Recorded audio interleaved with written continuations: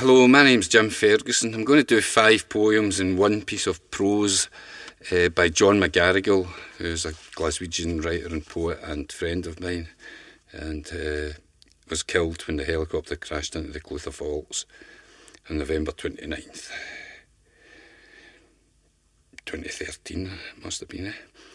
Anyway, this first poem is called Frankenstein the Lie Unfolds, which is a wee kind of gothic thing about it, and it's a wee bit like Edgar Allan Poe or something like that, but in a Glaswegian style. It was all a mistake, they said. They put the wrong brain inside the wrong man's head, but now I'm here to tell the lie untold. I am not dead, you fools, and neither am I off my head. My dear friend, I ask you this. Could someone so criminally insane write poetry so smooth, so sulky, so clever, such as this? I was quite once the man about town and greeted warmly wherever I would go. And then, one day when I awoke, good God, what a fucking joke. I was totally stiffed and feeling more than slightly miffed when I saw those gruesome scars and those horrible bolts. I was annoyed, I was enraged and decided there and then that someone would get biffed. I tried to tell them how I felt, but words could not even form, 'cause they'd given me some fucking madman's vocal cords. I was pestered relentlessly with those stupid fucking bats that forever fluttered about my head, kept biting my fucking neck. They almost made me wish that I were dead. And those filthy peasants, those superstitious fools, with their flaming torches and farming tools, would follow me wherever I would go, with foul curses and angry blows. I ask you, please, dear friend, would you be cheesed? I doubt if you'd be fucking pleased. I only wanted somewhere safe, somewhere I could contemplate my sorry fate. But they would not let me be. And so I did retaliate and shocked them with my awesome wrath. They sadly regretted giving me those He-Man muscles, 'cause I turned their faces into monkey puzzles. And as for the good doctor himself, whatever love there was between us was lost when I discovered he'd given me a 2-inch penis. And so I stormed his castle gate with my heart full of anger and pain and hate. I grabbed him by his scrawny neck and threatened to kill him stone fucking dead. Can we make a deal? He faintly muttered. I pointed to my bolts and stuttered. They can go, he said. Microsurgery for the scars, big man, he offered, and I eagerly agreed. And a decent tailor, I managed to croak. I was badly needing a decent cloak. And a wife, I asked, as I shook him once more. Nae bother, big man, he swore. And the film rights, I tightened my grip. They're yours, he reluctantly agreed, at which I turned to walk away, then suddenly remembered, oh aye, there's something else. Dick. No need to be rude, he said. No, Dick, said I, 10 inches at least, and so I took my leave. Next poem I'm going to do is called That Puppet Theatre Night, which John wrote about a night out we had in the Glasgow Puppet Theatre in the West End, which it's on Otago Street. It used to be on Otago Street, moved somewhere else now. But it was on Otago Street there. It was a nice wee theatre, and we used to go there for nights of poetry, comedy and live music. And there was another, me and John, another poet called Leslie Crook, we used to sort of do the poetry side of things. Other folk did the music and comedy. Anyway, That Puppet Theatre Night. Good old Leslie Crook recited with animated passion some prosaic poetic prose about wee deed rabbits hanging on a washing line. Me thinking I was smart, shouted out, on ye go, Heathcliff, you're all heart, and a cruel audience roared with laughter. As Jim Ferguson staggered to the stage, recited some good stuff, then fell off. I awaited my turn with dread, but all went well. But later on, as pint followed pint after vodka after whisky, we staggered through George Square, waxing lyrical and singing, "We're all off to Dublin in the green," in memory of my good friend Dominic Bean, who probably wasn't even dead then. And later, as I stood, eyes fixed, and pissed into the cold waters of the cruel River Clyde, or perhaps I only thought I did, Ruby Tuesday slipped wearily from my all-drunken lips, and I thought, quite profoundly, time to go hame, dafty. This next poem is called Non-judgemental My Arse, and it's quite a judgmental poem.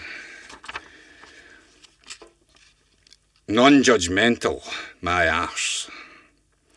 To the nice, wee, fat, white, middle-class lady counsellor who used to visit me in jail, I'm your typical white, working-class, west of Scotland male. I drink buckfast wine and the cheapest of ales, my wife's aye got 2 black eyes, and a bundle of wains, and my social worker says it's a sin, 'cause I keep her in chains. I'm either a dirty blue-nosed bigot, or a mad raging Tim. I've never read a book, and I'm pure fucking dim. My father was an alkie just like me. It's an old working-class tradition, you see. I'm a work-shy bastard, and I may own the brew, but at least I'm no a wee, fat, fucking middle-class hypocrite like you.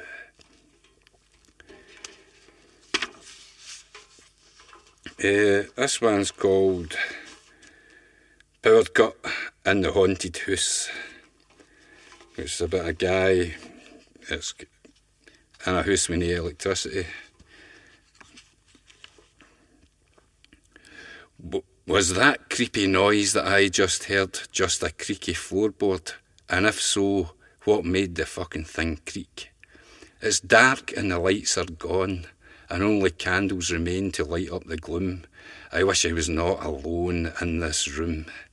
They say that someone died here a long, long time ago, murdered, stabbed to death while they slept. A lost and lonely soul that seeks revenge by fuck. Was that something that moved over there, in that cold dark corner to my right, among the strange and shifting shadows, or merely a trick of the flickering candle light? I turn over once again in this cold, squeaky bed, wishing that I could drop off to sleep, and me, a sinful, godless soul, a total non-believer, I pray to God my soul to keep. Then suddenly there's a strange coldness which starts at my feet and slowly engulfs me until my entire body lies as stiff as a sheet. You can cut the atmosphere with a knife.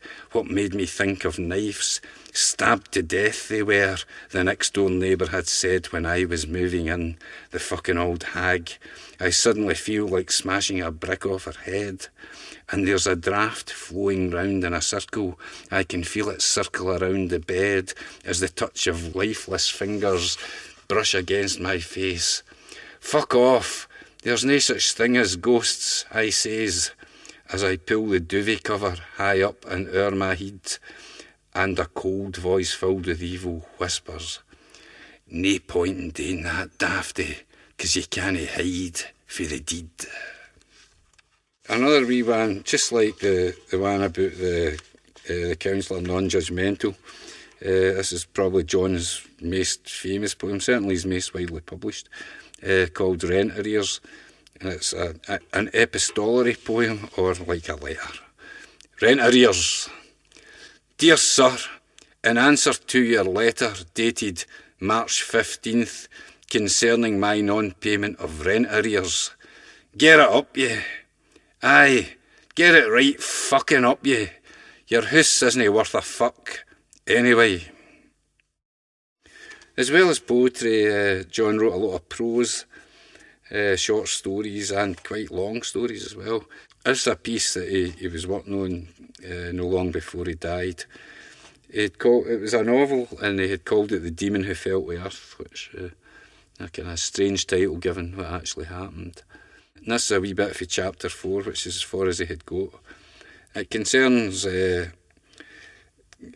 woman called Eleanor, Brenda, and I think Brenda is Eleanor's sister and Tam's her boyfriend. And it's just a wee short paragraph, but Eleanor is speaking and it's kind of Eleanor's point of view. And so we'll just see how this goes. Oh aye, I take it he's been trying to get the leg of her then. Eleanor winked, crossing her legs. Eleanor had always had a wee secret fantasy for Tam, which involved Tam kneeling at her feet, kissing her toes and begging for sex. But the only time that Tam had ever tried it on with her was at a New Year's party in her house, and she'd given him a good slap across the face. Tam had been too embarrassed to talk to her for weeks afterwards, but when he did pluck up the courage to speak to her, he was drunk and slabbered his apologies all over her. Eleanor had never had the heart to tell Brenda about it.